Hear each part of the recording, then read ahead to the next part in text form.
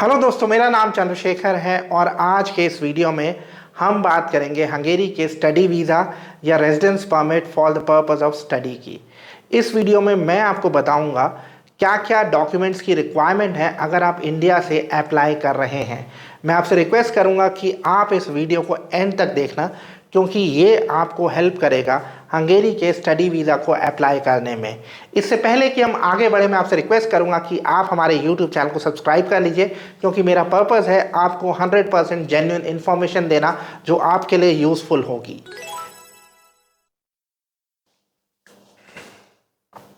तो दोस्तों, आज हम बात कर रहे हैं हंगेरी के स्टडी वीज़ा या residence permit for study purpose की। मैं खुद हंगेरी में पढ़ चुका हूँ। पिछले कुछ सालों में हमने बहुत सारे स्टूडेंट्स को असिस्ट किया है हंगेरी में जाके पढ़ने में और वीज़ा प्रोसेस में भी।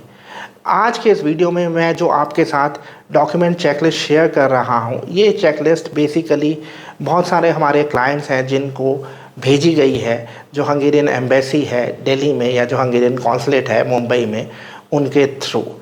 तो आप इस वीडियो को एंड तक देखना, बहुत केयरफुली देखना, क्योंकि पूरे डिटेल्स आपको मिलने वाले हैं।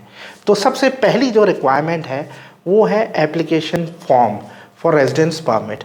ये आपको जिस वेबसाइट से मिलेगा उसका लिंक मैं आपको दे रहा हूँ डिस्क्रिप्शन में। तो application form for residence permit for study purpose, इसके साथ एक और होता है जिसे हम बोलते हैं अपेंडिक्स 14, वो भी आपको भरने हैं। तो ये दोनों आप डाउनलोड कर लेंगे जो हंगेरियन इमिग्रेशन की जो ऑफिशियल वेबसाइट है वहाँ से। इसके अलावा आपके पास वैलिड पासपोर्ट होना चाहिए जिसमें कम से कम 2 ब्लैंक पेजेस होने चाहिए, और इसकी वैलिडिटी कम से कम उतनी होनी चाहिए जब तक आपकी पढ़ाई ख़त्म हो रही है। इसके अलावा आपको 2 पासपोर्ट फ़ोटोग्राफ चाहिए। ये जो पासपोर्ट फ़ोटोग्राफ होगी ये वाइट बैकग्राउंड में होनी चाहिए और 3 महीने से ज़्यादा पुरानी नहीं होनी चाहिए। जो 80% एरिया है फ़ोटोग्राफ का उसको आप ऑक्यूपाई करेंगे, मतलब जो जिसकी फ़ोटोग्राफ ली जा रही है।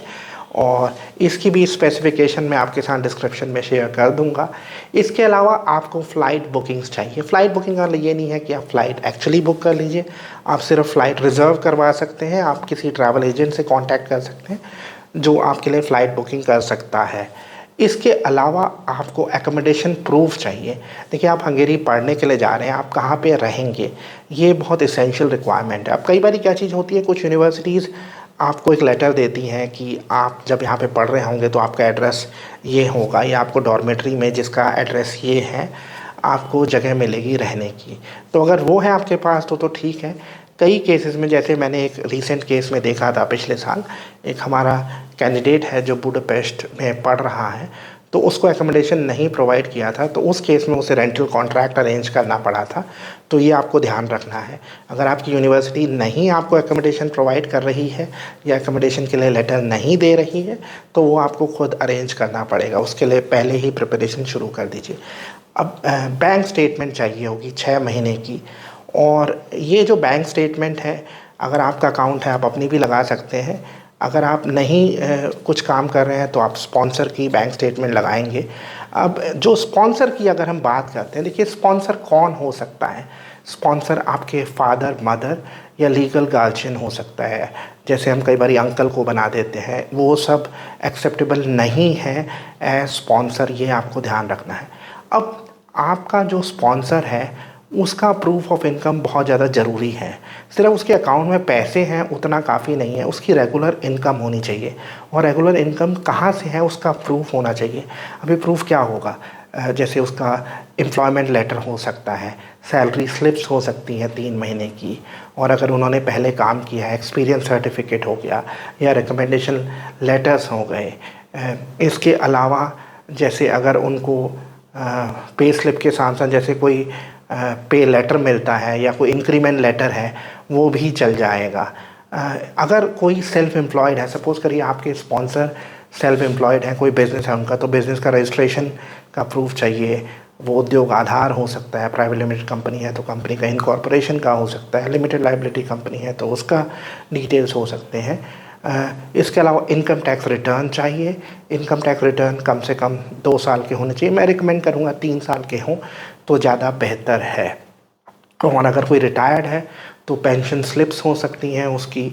तो देखिए, आपके स्पॉन्सर को दिखाना पड़ेगा कि उसकी रेगुलर इनकम है। ये बहुत ज़्यादा ज़रूरी है, क्योंकि सिर्फ अकाउंट में पैसे दिखाना उतना काफ़ी नहीं होगा। अकाउंट में पैसे होने चाहिए, लेकिन रेगुलर इनकम भी ज़्यादा ज़रूरी है। क्योंकि मैंने ऐसे केसेस देखे हैं जहाँ पे स्पॉन्सर के अकाउंट में कम पैसे थे लेकिन वीज़ा अप्रूव हो गया, क्योंकि स्पॉन्सर का प्रोफाइल अच्छा था, अच्छी जॉब थी। तो इस वजह से रेगुलर इनकम बहुत ज़्यादा ज़रूरी है।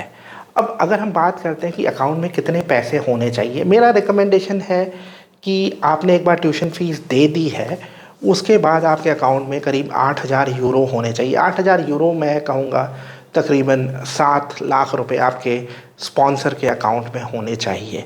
और आपके स्पॉन्सर को आपको एक लेटर भी देना पड़ेगा, जिसको हम बोलते हैं डिक्लेरेशन ऑफ फाइनेंशियल सपोर्ट, जिसको आप बेसिकली नोटराइज करवा सकते हैं कोर्ट से। तो वो बहुत आसान प्रोसेस है, वो आप करवा सकते हैं।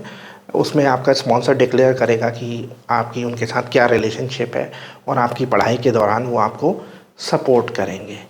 इसके अलावा जो एक डॉक्यूमेंट है वो है एक्सेप्टेंस लेटर बाय यूनिवर्सिटी। उसमें डिस्क्राइब होगा कि आपको कौन से कोर्स में एडमिशन मिला है, फ़ीस कितनी है, कई बार इंग्लिश का क्या लेवल है, वो सारा डिस्क्राइब्ड होता है। वो आपके पास होना चाहिए। एक्सेप्टेंस लेटर या ऑफ़र लेटर या एडमिशन लेटर, हम उसे कुछ भी बोल सकते हैं। इसके बाद हम बात करेंगे कि आपके एजुकेशन डॉक्यूमेंट्स। अब आपके जो डॉक्यूमेंट्स हैं वो इंग्लिश में होने चाहिए, अगर नहीं है तो उनका ट्रांसलेशन करवाना पड़ेगा आपको। एकेडमिक डॉक्यूमेंट्स होने चाहिए, जैसे मार्कशीट हो गई, आपका डिग्री की कॉपी हो गई, ट्रांसक्रिप्ट्स हो गई। तो अगर ये एक्चुअली हिंदी में है या किसी और भाषा में तो ट्रांसलेशन करवा लीजिए। और जो आपकी हाईएस्ट क्वालिफ़िकेशन है उसको आप अपोस्टिल करवाएंगे। अपोस्टिल करवाना भी बहुत ज़्यादा ज़रूरी है। इसके अलावा आपका आधार कार्ड चाहिए, बर्थ सर्टिफिकेट चाहिए। आपका बर्थ सर्टिफिकेट मैं फिर दोबारा से रिपीट करूँगा, अगर बर्थ सर्टिफिकेट और डॉक्यूमेंट्स की तरह अगर इंग्लिश में नहीं है तो उसका ट्रांसलेशन करवा के उसको अपोस्टिल करवाइए।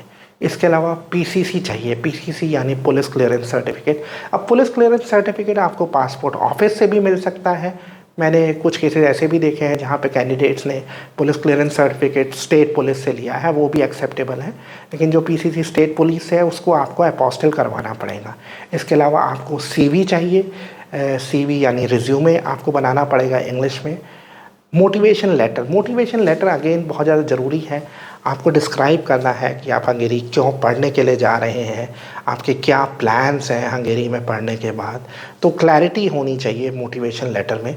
तो मोटिवेशन लेटर बहुत ज़्यादा ज़रूरी है और ये चेकलिस्ट में डॉक्यूमेंट मेंशन है, तो ये आपको बनाना पड़ेगा। अगर आप किसी कंसल्टेंट को यूज़ कर रहे हैं, किसी कंसल्टेंट की सर्विसेज यूज़ कर रहे हैं, तो आपके पास एक सर्टिफिकेट होना चाहिए कंसल्टेंट का। अगर आपका पास्ट में पासपोर्ट खोया है तो पुलिस रिपोर्ट होनी चाहिए। और अगर आप वर्क कर रहे हैं या आपने पास्ट में वर्क किया है तो मैं कहूँगा एक्सपीरियंस सर्टिफिकेट भी होना चाहिए। जल्दी ये चेकलिस्ट में नहीं है, लेकिन मैं रेकमेंड करूँगा। जब मैंने अप्लाई किया था स्टडी वीज़ा के लिए 2017 में, मुझे एक स्कॉलरशिप मिली थी रिसर्च करने के लिए, तो मैंने एक्सपीरियंस सर्टिफिकेट लगाया था क्योंकि मेरा स्टडी गैप बहुत ज़्यादा था। तो एक्सपीरियंस सर्टिफिकेट आप लगा सकते हैं। एक और चीज़ ध्यान रखनी है, आपको सभी डॉक्यूमेंट्स की कलर कॉपीज़ करवानी है और कॉपीज़ एक साइड में करवानी है। भले ही कई बार क्या चीज़ होती है, जैसे डिग्री होती है वो दोनों साइड पे होती है, लेकिन आपको क्या करना है, जैसे दोनों फ्रंट और बैक में आपको दो अलग अलग पेजेस में कॉपी करना है। अगर कोई डॉक्यूमेंट फ्रंट बैक है तो उसका ये नहीं है कि आप उसे फ्रंट बैक पे ही कॉपी कर लेंगे, आपको उसे दो अलग अलग पेजेस में कॉपी करवाना है। ऐसे ही सभी डॉक्यूमेंट्स की कलर्ड कॉपीज़ पहले ही तैयार रख लीजिए। मैं कहूँगा कि एक तो ओरिजिनल हो गए डॉक्यूमेंट, उसके अलावा 2 कॉपीज़ बना के रखिए ताकि कन्फ्यूजन ना रहे। और अपने डॉक्यूमेंट्स को ऑर्गेनाइज़ कर लीजिए जब आप वीज़ा इंटरव्यू के लिए जा रहे होते हैं। तो अगर आप ये सब ध्यान रखेंगे तो आपका वीज़ा प्रोसेस स्मूथ रहेगा। अब इंटरव्यू की भी हम बात करेंगे आने वाले वीडियो में कि इंटरव्यू में क्या होता है, और कई बारी टेस्ट भी होता है। कुछ कैंडिडेट्स ने हमें फीडबैक दिया है कि उनका एक मैथ्स का टेस्ट होता है। तो इंटरव्यू और टेस्ट के बारे में हम बात करेंगे हमारे अगले वीडियो में। आज के वीडियो में इतना ही। मैंने ये जो चेकलिस्ट है आपके साथ शेयर भी की है डिस्क्रिप्शन में। अगर आपके कोई सवाल हैं तो आप स्क्रॉल पे हमारा नंबर देख रहे हैं, आप हमसे कांटेक्ट कर सकते हैं, आप मेरे साथ कंसल्टेंसी सेशन बुक कर सकते हैं। आज के वीडियो में इतना ही। वीडियो देखने के लिए बहुत बहुत धन्यवाद। Thank you. बाय।